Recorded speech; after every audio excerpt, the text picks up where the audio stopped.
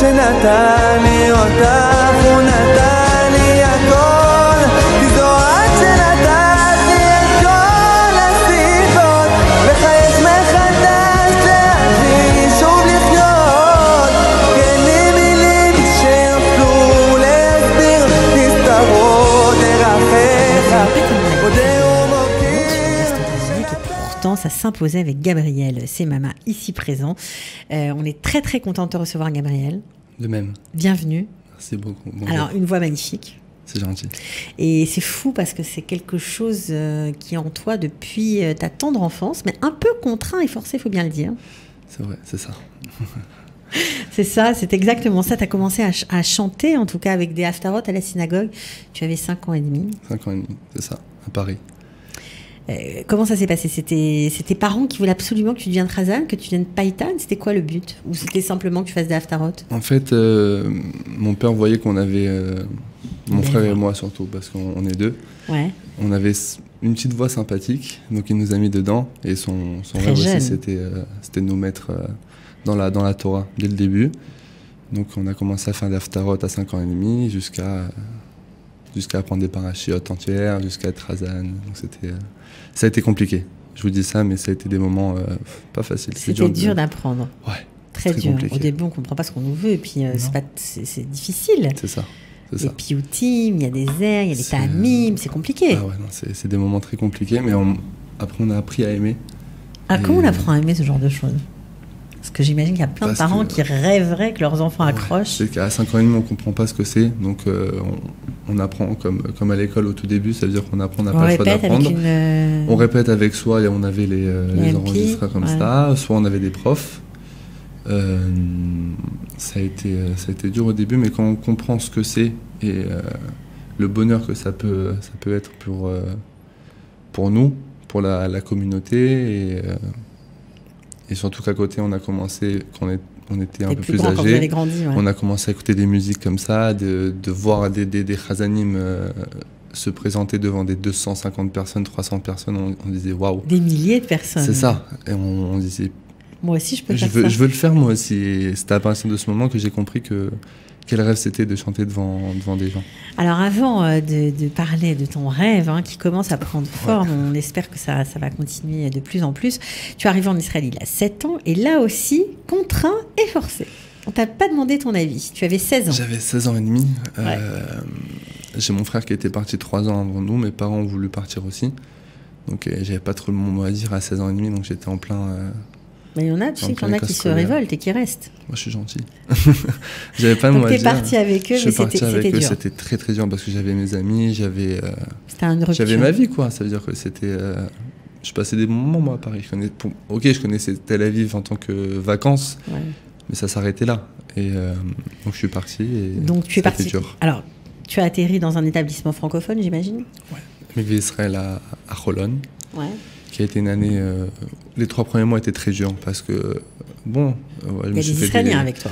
Il y avait des Israéliens. Oui, moi j'étais côté français. Ah, côté français. Mais il y avait des Israéliens dans l'autre bâtiment.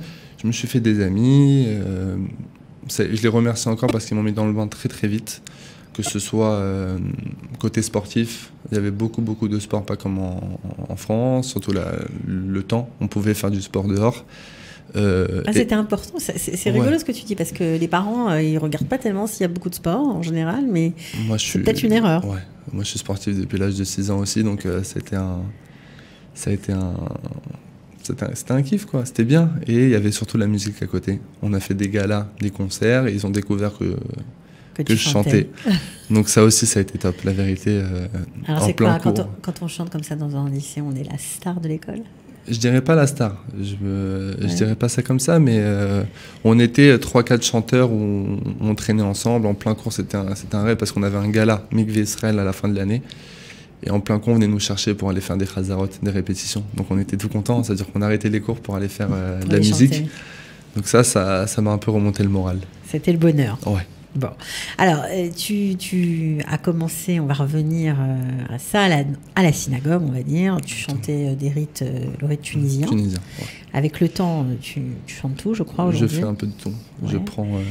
Et puis tu es devenu Chazan dans une choule carrément, quoi. Exactement. Comment on devient Chazan dans une choule? T'avais quel âge? J'ai eu ma bar mitzvah à 13 ans.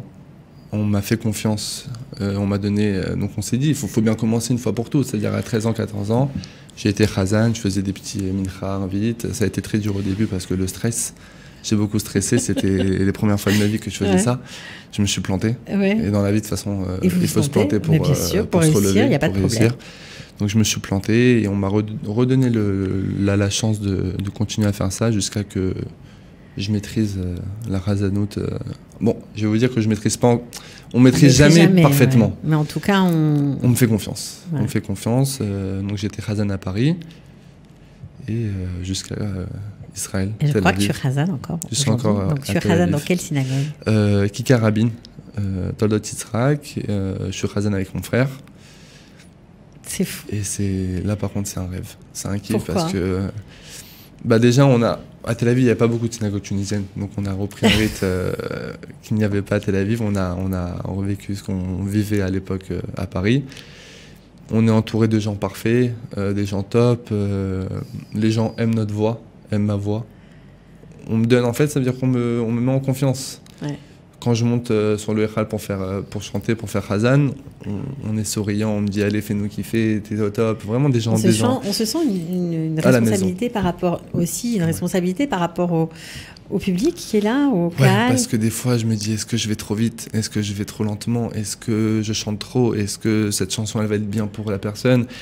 Et je vois un peu les gens qui sont derrière, je me dis est-ce que cette communauté va aimer cette musique? Est-ce que c'est plus une musique que je dois faire côté arabe? En fait, parce que tu chantes aussi en arabe. Voilà, donc je chante en arabe et aussi notre travail aussi, c'est de mettre des musiques dans les tfilotes, dans des kaddish. Comme ça, au moins, les gens, quand ils connaissent une musique et qu'ils voient un kaddish, ils aiment ça. Le but du jeu, c'est de faire adhérer au maximum le public à la prière. C'est ça. Donc, je vois à peu près ce qu'il y a derrière moi et je me dis, eux, ils aiment bien ça, ils aiment bien ça, ils aiment bien ça. Et à la fin, les gens me disent que c'est bien, donc je suis content. Qu'est-ce qu'il faut comme qualité pour être razan, un bon razan? Déjà, être sûr de soi. Ça veut dire que monter et se dire...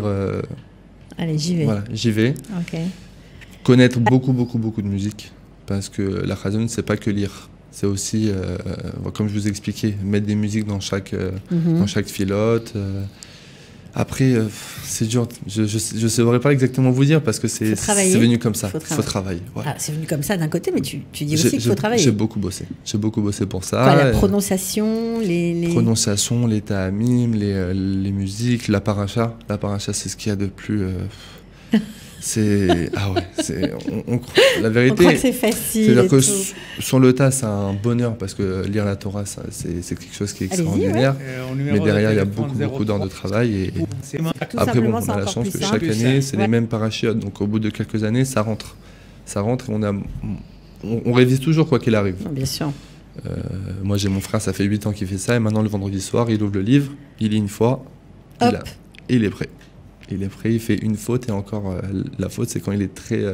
Il est fâché quand il fait la faute, ouais. Il n'est pas content. Ah ouais, bon, alors, après ce passage, bien sûr, à Mikvé Israël, tu fais une année supplémentaire à la Chava, où là, tu as beaucoup d'aide, beaucoup de soutien. Exactement, beaucoup de soutien. Ça n'existe plus, la Chava, tu sais, ça a fermé. C'est vrai. Ouais, il n'y a plus de la section francophone, en tout cas. C'est vrai, c'est ce qu'on m'a dit, mais j'ai oublié. Donc, ça t'a beaucoup aidé. Une très belle année. Une très belle année, que ce soit côté scolaire et côté musique.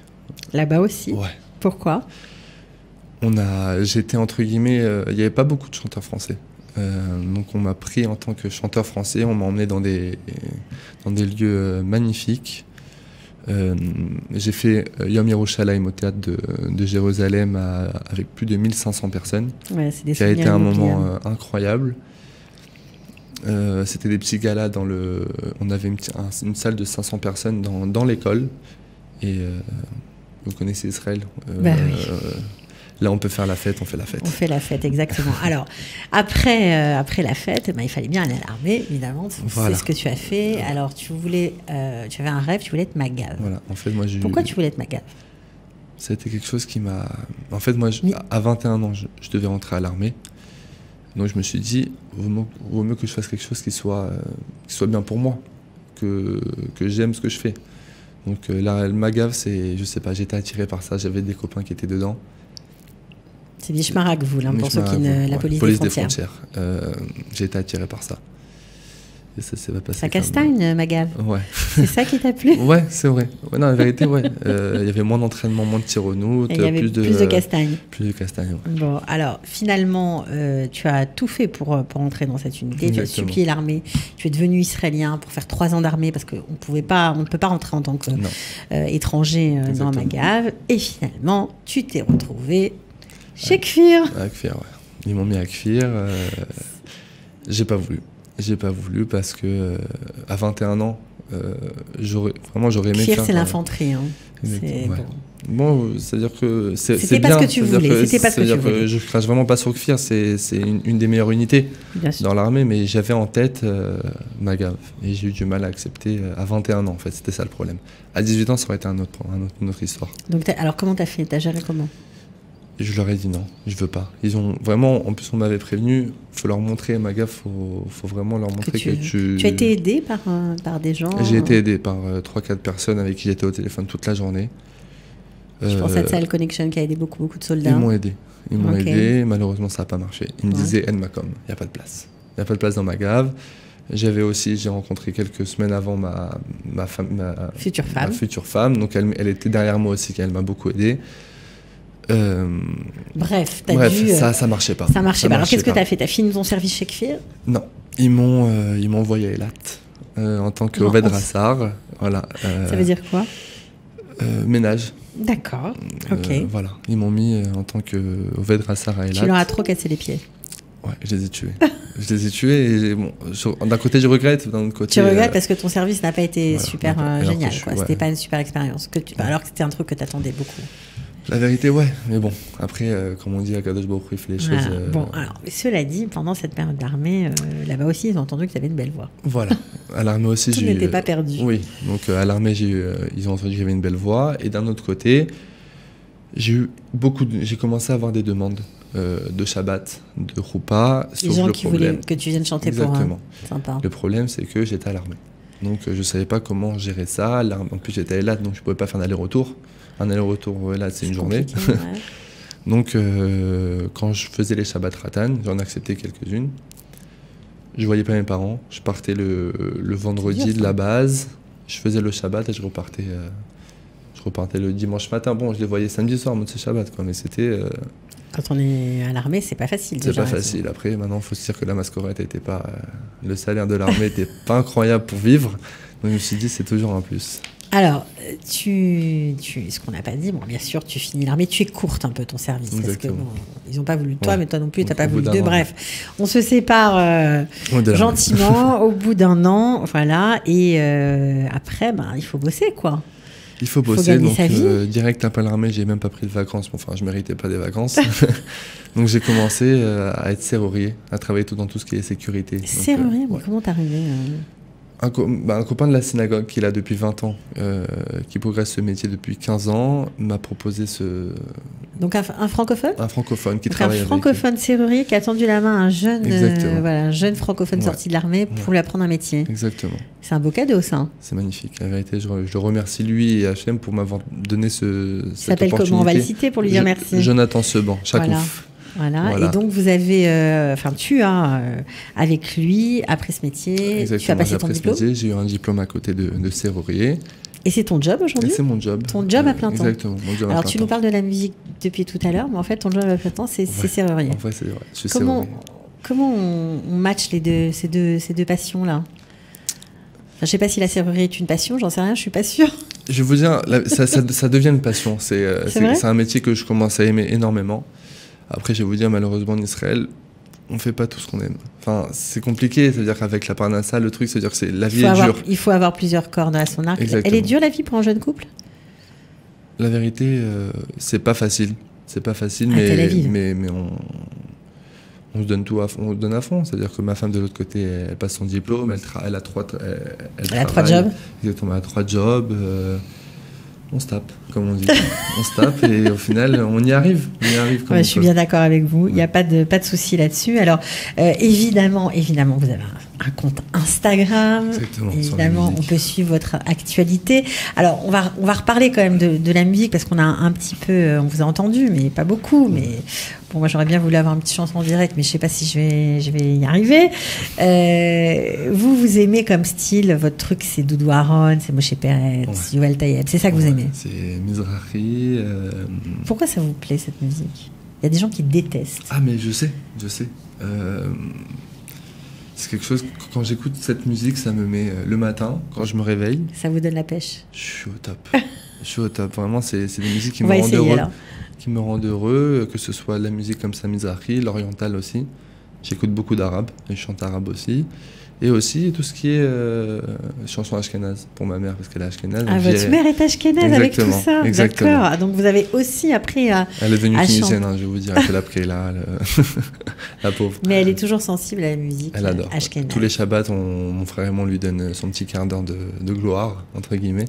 Et on lui chante des petites chansons ashkénazes. De toute façon, je vais vous dire, pour les roupotes, pour le travail que je fais, j'ai besoin d'apprendre les chansons ashkénazes. Parce que la plupart des chansons. Alors, moi, j'aimerais savoir, quel est votre objectif dans tout ça? Mon objectif, c'est de réussir dans la musique. C'est déjà pas de mal. rendre heureux des mariés dans les roupotes, de rendre heureux des bar mitzvah, d'essayer de donner. Comment je peux dire ça? C'est vraiment de réussir dans la musique. Exactement. Donner de la joie.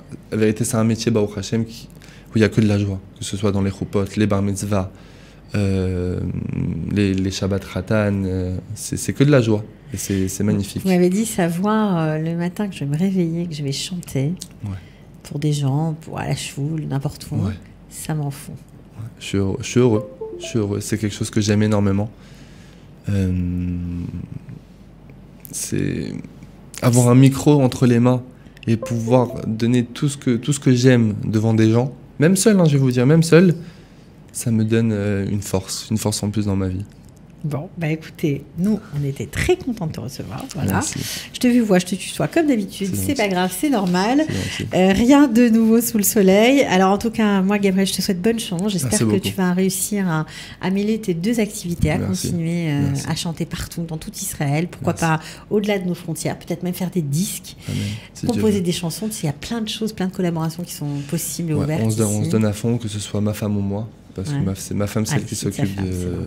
Je suis obligé de parler d'elle parce que c'est celle qui s'occupe de tout ce qui est publicité, les contacts.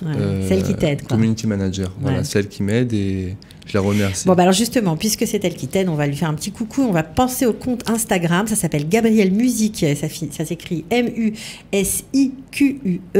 Bien sûr, on te trouve peut-être aussi sur Facebook, j'imagine. Tu as une page Facebook? Gabriel Somama officiel. Eh ben voilà, officiel, c'est lui. Merci beaucoup. Merci à vous de me recevoir. Et bon courage pour ta carrière. Ils ont relevé le défi de l'Alia. Alia Story, c'est vous, c'est nous.